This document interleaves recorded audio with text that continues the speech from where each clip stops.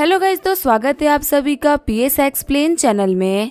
तो last episode में हमने देखा था यूमो सोच रही होती है टोनी हर एक एस्पेक्ट में परफेक्ट इंसान है, लेकिन वो सिर्फ मेरे फादर की कंडीशन की वजह से मुझसे मिलने के लिए आया है। फिर यूमो बोल रही होती है टोनी तुम्हारा जो हेलीकॉप्टर है वो मैं नहीं ले सकती, तुम्हें वो वापस लेना ही पड़ेगा। टोनी बोल रहा होता है हाँ मैं समझ रहा हूँ, लेकिन मैं तुम्हें पहले ही बता दूं कि तुम्हें उसकी जरूरत पड़ने वाली है। यूमो बोल रही होती है मैंने कहा ना कि मुझे वो नहीं चाहिए, अगर तुम मुझे हेलीकॉप्टर लेने के लिए इंसिस्ट करोगे तो हम दोस्त भी नहीं रहेंगे। टोनी बोल रहा होता है ठीक है फिर मैं सरेंडर कर रहा हूँ। वह तुम्हें पता है मैंने अभी एक चैरिटी फाउंडेशन खोली है। यूमो बोल रही होती है हाँ उसके बारे में तो सभी को पता है, तुम कोई भी काम करते तो वो न्यूज में छपी जाती है। तुमने 10 बिलियन की चैरिटी दी है पेशेंट को ठीक करने के लिए, वैसे इतने पैसे तो काफी है किसी भी टॉप क्वालिटी के हॉस्पिटल को खोलने के लिए। तुम अपने हॉस्पिटल के अंदर बहुत सारे क्रिटिकल पेशेंट्स का इलाज कर सकते हो, और तुम्हारे पास में ऐसे भी लोग आ सकते थे जो कि अपना इलाज करा तक नहीं सकते। अगर मैं तुम्हें सही बता दूं तुम्हारे हॉस्पिटल सियोल के लिए एक वरदान होगा, लेकिन इस चीज में एक बहुत ही बड़ी दिक्कत भी है। तुम्हारे हॉस्पिटल में जो ट्रीटमेंट है वो पूरी तरीके से फ्री होगी। इसी वजह से सिर्फ और सिर्फ सियोल से ही नहीं बल्कि आसपास की जगह से भी बहुत सारे ऐसे पेशेंट्स होंगे जो कि आने लग जाएंगे, और काफी सारे बंदे तो ऐसे भी होंगे जिन लोगों को फ्री ट्रीटमेंट की जरूरत नहीं है, फिर भी वो तुम्हारा फायदा उठाएंगे। ऐसे में तुम्हारे हॉस्पिटल में इतना रस लगेगा ना कि तुम सभी लोगों का इलाज नहीं कर पाओगे और तुम्हें बहुत सारे लोगों को वापस भेजना पड़ेगा, और यही स्टार्ट होगी तुम्हारे लिए सबसे बड़ी दिक्कत। वो सभी लोग तुम्हारे खिलाफ हो जाएंगे और तुम्हारे खिलाफ प्रोटेस्ट छेड़ देंगे। तुम्हें पब्लिक से बहुत ही खतरनाक बैकलैश झेलना पड़ेगा। इसी वजह से मैं तुमसे बोल रही हूँ कि तुम जितना आसान समझ रहे हो ना कि सब कुछ हो जाएगा, उतने आसान से सब कुछ नहीं होने वाला। मेरे फादर भी एक पॉलिटिशियन है और मैंने उनको हर एक वर्ड संभाल के बोलते हुए देखा है, क्योंकि हम लोग पब्लिक ओपिनियन का कुछ भी नहीं कर सकते। वो तुम्हारी एक गलती के पीछे तुम्हारी हजार अच्छी चीजों को भूल जाते हैं। टोनी बोल रहा होता है तुमने क्या कमाल की बात बोली है, मैं इन सारी चीजों के बारे में सोच तक नहीं रहा था और तुमने मुझे इतना कुछ बता दिया। मुझे स्टार्टिंग से ही पता था कि इस पोजीशन के लिए तुम सबसे बेस्ट रहोगी। यूमो में यहाँ पे बहुत ही बड़ी रीजन की वजह से आया था, मुझे तुम्हें चैरिटी फाउंडेशन का चेयरमैन बनाना है। तुम्हें पता है कि मेरे फाउंडेशन के अंदर बहुत सारे फंड्स रहेंगे, तो ऐसे में उन फंड्स को सही तरीके से संभालने के लिए मैं तुम्हारे ऊपर भरोसा कर सकता हूँ। शॉक्ड होते हुए यूमो सोच रही होती है आखिर ये क्या हो गया।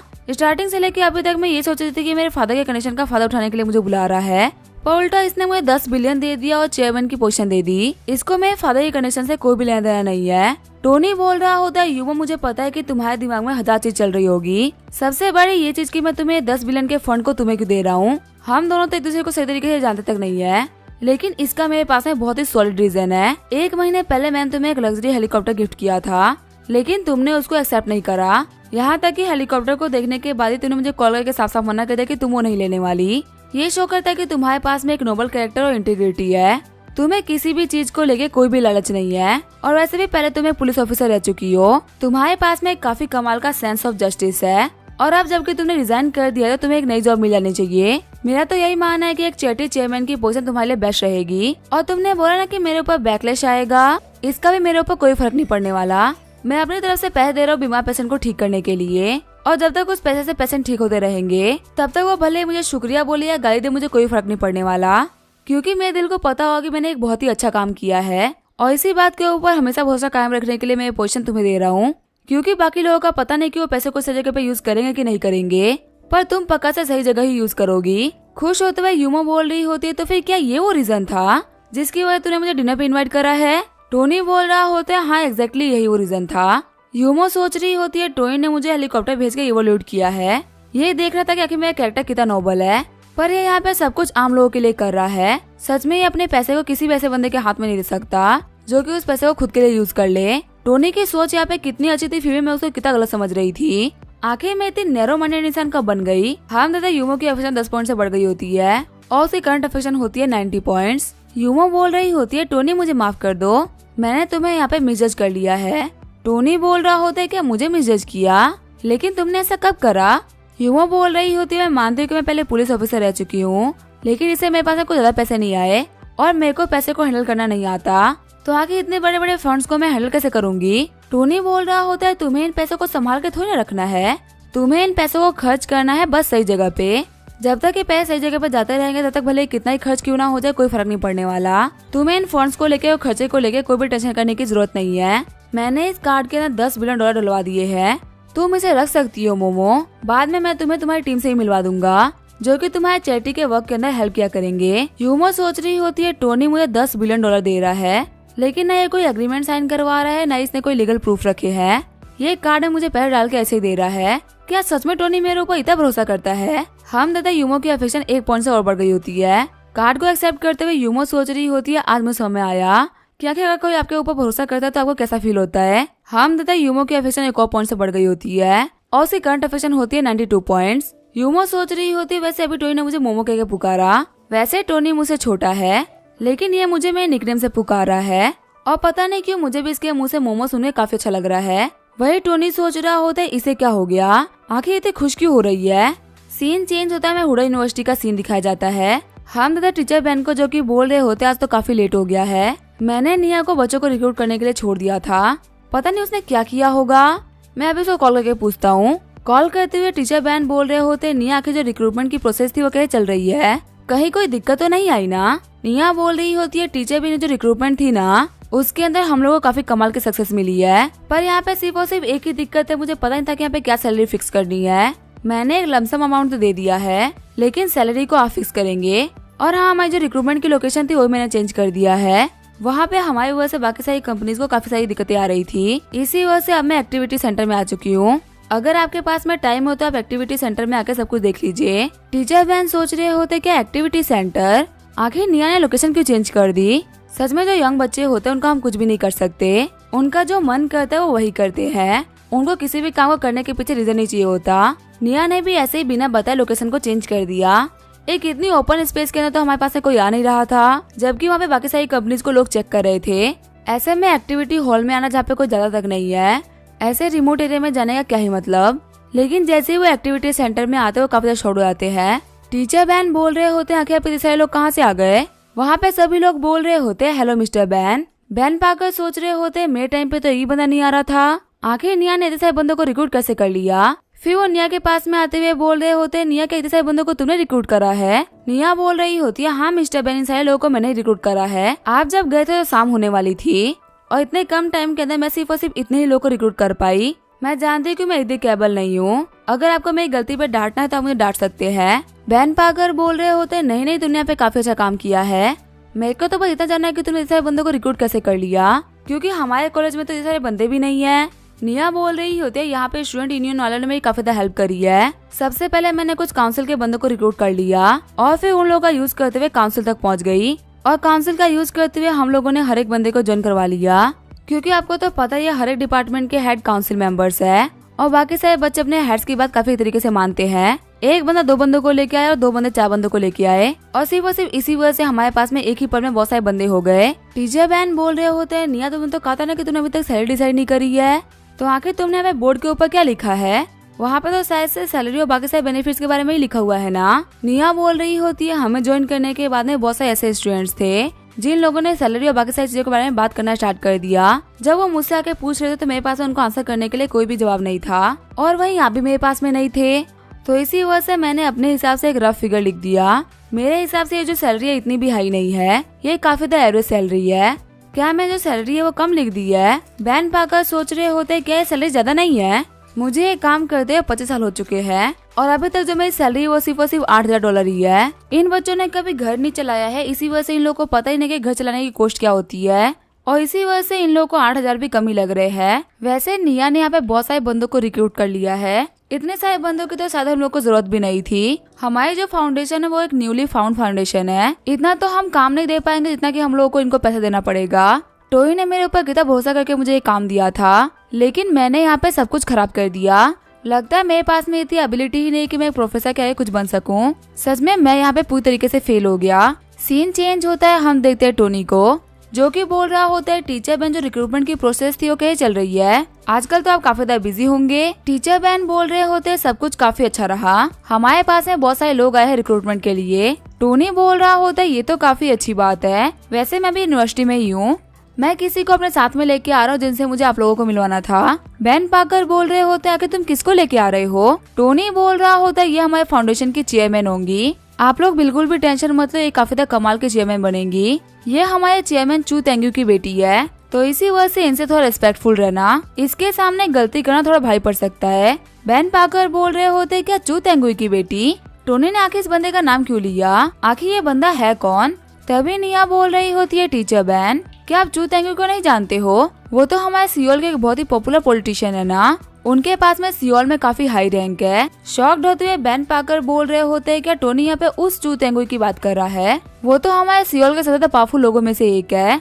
सच में क्या टोनी ने उसकी बेटी को अपने चेयरमैन के तौर पर रिक्रूट कर लिया है। फिर बेन पार्कर निया से बोल रहे होते जल्दी यहाँ पे बॉस आने वाले हैं और उन्हीं के साथ में होंगे हमारे फाउंडेशन के नए चेयरमैन, जो कि यहाँ पे सब कुछ इंस्पेक्ट करने के लिए आ रहे हैं। और हमारा जो चेयरमैन है ना, वो कोई छोटे मोटे इंसान नहीं है, वो सियोल के टॉप लीडर की बेटी है, तो इसी वजह से उसके साथ में रिस्पेक्टफुली बिहेव करना। निया बोल रही होती है हाँ टीचर मेरे को पता है, मैं तो ऑलरेडी इस चीज के लिए प्रिपेयर थी, आपको ये चीज मुझे नहीं बल्कि बाकी सारे लोगों को बता देना चाहिए। तभी बेन पार्कर चिल्लाते हुए बोल रहे होते आज आप सभी लोगों से मिलने के लिए हमारे बॉस आ रहे हैं और उनके साथ में होंगे हमारे फाउंडेशन के चेयरमैन, जो कि फ्यूचर में हम लोग को बताएंगे कि हम लोगों को क्या क्या करना है। तो हमें यहाँ पे अपने बॉस और चेयरमैन के आने की खुशी में ग्रैंड वेलकम करना चाहिए। निया सोच रही होती है मैंने सपने में भी नहीं सोचा था कि मुझे इतने कमाल की वर्क प्लेस मिलेगी। सच में टोनी से रिलेटेड जितनी भी चीजें होती है वो काफी ज्यादा कमाल की होती है। फिर वहाँ पे सभी लोगों ने टोनी और चेयरमैन के आने की खुशी में तैयारी स्टार्ट कर दी होती है। हॉल में एंटर करते हुए टोनी बोल रहा होता है आखिर अंदर से इतनी आवाजें कैसे आ रही है, सुन के तो लग ही रहा कि अंदर कोई रिक्रूटमेंट चल रही है,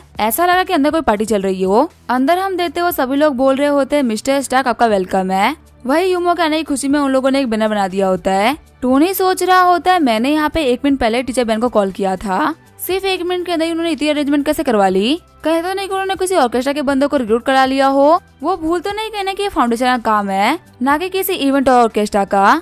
पर चलो जो भी उन लोगों ने अरेंजमेंट तो काफी अच्छी करवाई है। मैं देख के बोल रहा था कि मैं टीचर बेन के ऊपर पूरी तरीके से रिलाई कर सकता हूँ। फिर थम्स अप करते हुए टोनी बोल रहा होता है टीचर बेन आपने काफी ज्यादा कमाल का काम किया है।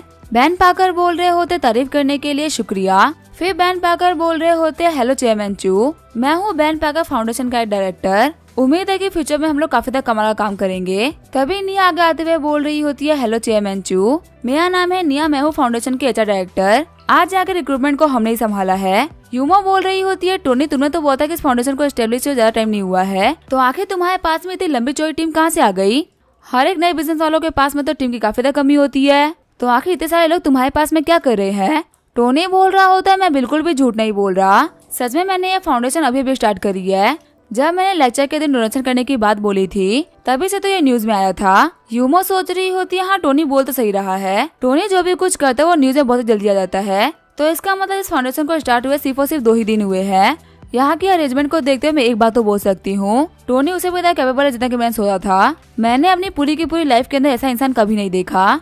जब आप किसी बिजनेस की स्टार्टिंग करते हो तो आपके साथ में कोई भी नहीं जुड़ना चाहता। एक चला चलाया बिजनेस करना तो काफी आसान होता है, लेकिन एक बिजनेस स्टार्ट करना बहुत ही मुश्किल, और ज्यादा मुश्किल तो तब हो जाता है जब वो चैरिटेबल फाउंडेशन जैसा काम हो, क्योंकि लोगों को लगता है कि चैरिटेबल फाउंडेशन में सैलरी नहीं मिलेगी। लेकिन ऐसे में इतनी बड़ी टीम को खड़ा करना और एज ए डायरेक्टर और डायरेक्टर को भी हायर कर लेना बहुत ही बड़ी बात है। अगर टोनी चाहता तो ये पूरा काम मेरे ऊपर डाल सकता था, लेकिन इसने मेरे लिए सारी तैयारी करके रखी थी। फिर यूमा बोल रही होती है टोनी तुम्हारा शुक्रिया मेरे लिए सारा काम करने के लिए। टोनी बोल रहा होता है टीचर बेन आके हमारे पास फाउंडेशन के अंदर कितने सारे लोग काम कर रहे हैं। टीचर बेन बोल रहे होते हैं हमारे पास में टोटल 872 बंदे हैं।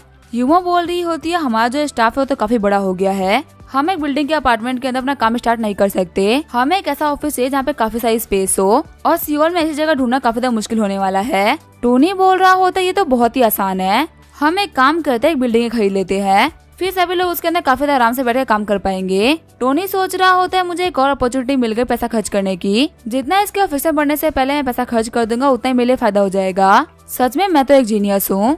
यूमो बोल रही होती है टोनी क्या तुम श्योर हो? सियोल में प्रॉपर्टी प्राइस तुम्हें मुझसे बेहतर पता होगी, एक पूरी की पूरी बिल्डिंग खरीदने में कम से कम 10 बिलियन तो आराम से लग जाएंगे, ऐसा भी हो सकता है कि अमाउंट बड़ा ही हो जाए। तो अगर पूरे फाउंडेशन का पैसा बिल्डिंग में ही लग जाएगा तो हम आगे काम कैसे करेंगे? टोनी बोल रहा होता है किसने बोला कि जो बिल्डिंग का पैसा वो हम लोग फाउंडेशन के पैसे में से निकालेंगे? बिल्डिंग में खुद से खरीद देता हूँ, ये फंड अभी शुरुआती फंड है, बाद में मैं तुम लोग को टॉप टाइप का हॉस्पिटल खोलने के लिए और पैसा दूंगा, जितना पैसा लग जाए हमें लगाना है, लेकिन काफी कमाल का हॉस्पिटल खोल के रहना है।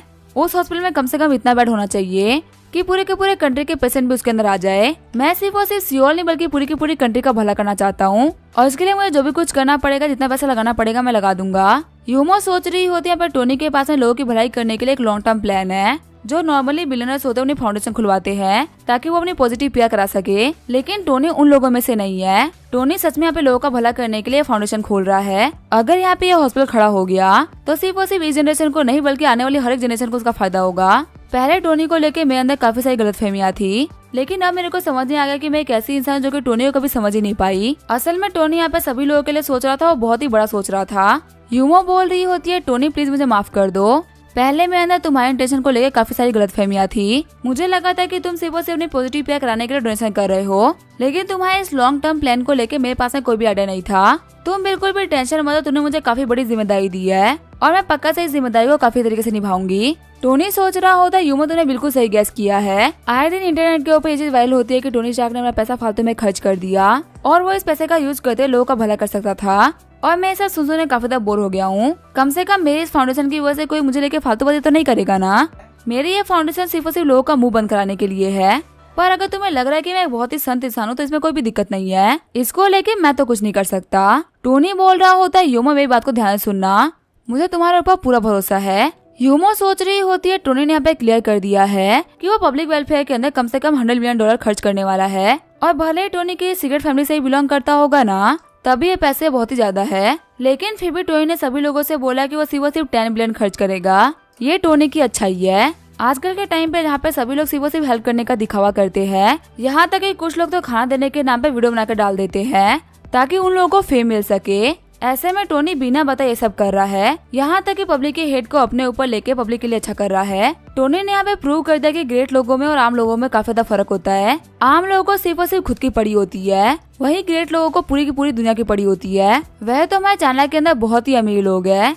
मैं ये बात बोल सकती हूँ कि वो आसमान के सितारे जैसे है, लेकिन उन सब में भी टोनी मून की तरह प्योर और एलिगेंट है। हम देता यूमो की अफेक्शन 1 पॉइंट से बढ़ गई होती है और उसकी करंट अफेक्शन होती है 93 पॉइंट्स। जैसे ही वो लोग हॉल से बाहर निकलते निया की अफेक्शन भी 1 पॉइंट से बढ़ जाती है। हम देते निया की टोटल अफेक्शन 99 पॉइंट्स हो गई होती है। टोनी सोच रहा होता है कि निया के भी 99 पॉइंट्स हो गए। लगता है नोरा के बाद में सेकंड होगी जो कि 100 पॉइंट को क्रॉस कर जाएगी। चलो ये तो काफी अच्छा है, इससे मुझे काफी सारा प्रॉफिट होने वाला है। निया सोच रही होती है, सच में टोनी सबसे हैंडसम है। हमारे स्कूल के टीचर ने टोनी को अपना बॉस मान लिया है। यहाँ तक कि एक बहुत ही बड़े पॉलिटिशियन की बेटी भी टोनी के आगे पीछे कर रही है। ये निशानी होती है एक ट्रू लीडर की। चाहे आप कितने ही पावरफुल क्यों ना हो, आपको एक लीडर के सामने झुकना ही पड़ता है। लेकिन आखिर इन सारे लोगों के बीच में मैं कौन हूँ? एक सिर्फ और सिर्फ ऑर्डिनरी सी लड़की। झाओकी के पास में बहुत सारा पैसा है, वही चू यूमो के पास में बहुत ही बड़ा फैमिली बैकग्राउंड है। लेकिन चलो कोई बात नहीं, अपनी हिम्मत नहीं हारूंगी। चाहे मुझे जितनी मेहनत करनी पड़े मैं करूंगी और टोनी के करीब आके रहूंगी। अगर मैं टोनी की सीक्रेट लवर भी बन गई ना, तो भी मेरे लिए बहुत ही बड़ी बात होगी। सीन चेंज होता है, हम देते हैं टोनी को जो कि यूमो के साथ में वॉक कर रहा होता है। टोनी सोच रहा होता है ये प्लान काफी ज्यादा सक्सेसफुल रहा, इसकी वजह से सभी के अफेक्शन काफी ज्यादा बढ़ गए। यूमो बोल रही होती है, टोनी वैसे मुझे तुम्हें एक बात बोलनी थी। भले ही तूने मुझे चेयरमैन की पोजीशन दे दी है, लेकिन मैं फिर भी तुम्हारे हेलीकॉप्टर को एक्सेप्ट नहीं करने वाली। वो एक बहुत ही महंगा गिफ्ट है कि मैं वो कैसे ले सकती हूँ? टोनी बोल रहा होता है, पहले मेरी बात सुन लो, फिर उसके बाद तुम डिसाइड करना कि तुम्हें वो रखना है कि नहीं रखना।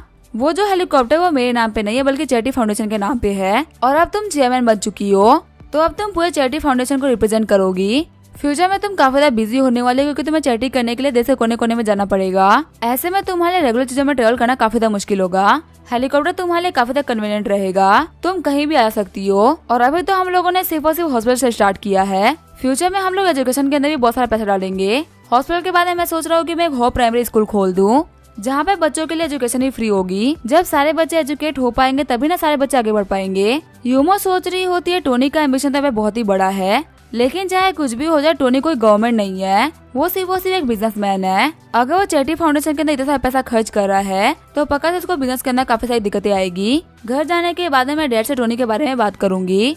जो काम गवर्नमेंट को करना चाहिए था वो काम टोनी कर रहा है, तो कम से कम गवर्नमेंट टोनी को कुछ सब्सिडी देके हेल्प तो कर सकता है ना। इससे टोनी की परेशानी कुछ तो कम हो जाएगी। आगे जो यूमो होती है अपने घर पे आ गई होती है। यूमो बोल रही होती है, डैड आप घर पे हो? फिर वो बोल रही होती है, अंकल जैंग आप भी यहीं पे हो? अंकल जैंग बोल रहे होते हैं, हाँ यूमो आज तुम्हारे फादर के साथ में यहीं पे आ गया था। हम दोनों के बीच में बैट लगी हुई है। यहाँ पे जो भी चेस में जीतेगा उसे दूसरे को पार्टी देनी पड़ेगी। हम देते ये बंदा होता है डेप्यूटी सेक्रेटरी जैंग। तभी चू तेंगुई बोल रहे होते हैं, मोमो मैंने तुम्हें कल किसी चीज के बारे में बताया था। हमारे सेक्रेटरीट के अंदर एक सीट खाली है और उस सीट के लिए बाकी सारे ऑफिसर्स फाइट कर रहे हैं, तो अगर तुम चाहो तुम्हारे सेक्रेटरीट में एंटर कर सकती हो। तभी यूमो बोल रही होती है, डैड मैं आपको बताने ही वाली थी, मुझे एक नई जॉब मिल गई है। चू तेंगुई बोल रहे होते हैं, क्या तुम्हें जॉब मिल गई? लेकिन तुम्हें कैसे जॉब मिली है? और तुमने इंटरव्यू दिया था इस चीज के बारे में तुमने बताया नहीं। यूमो बोल रही होती है, अब मैं कोई छोटी मोटी इंसान नहीं रही, मैं हार्वर्ड स्टार्क फाउंडेशन की चेयरमैन बन गई हूँ।